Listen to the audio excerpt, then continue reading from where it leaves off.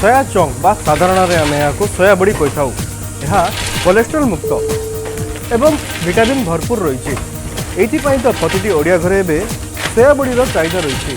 केवल घरे नुह होटेल रेस्टोरेंट ढाबा इत्यादि बहुत जगह सोयाबीन व्यवहार कर। सोयाबीन बड़ी को किभली प्रस्तुति पैकेजिंग और मार्केट को छड़ा जाए देखा। मुझे स्वागत करुँ भारत कोड एक नूतन एपिसोड को।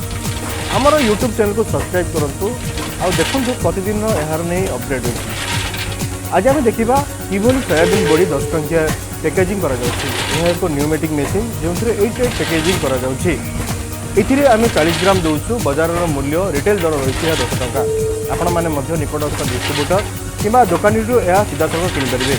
आपण आम सह व्यवसाय करने इच्छुक थे तले दिया नंबर सह जोगाजोग करूँ कि निकटस्थ डिस्ट्रीब्यूटर सह जोगाजोग करूँ। आम आपको सहयोग करूँ। आज ये रखुचु। नमस्कार।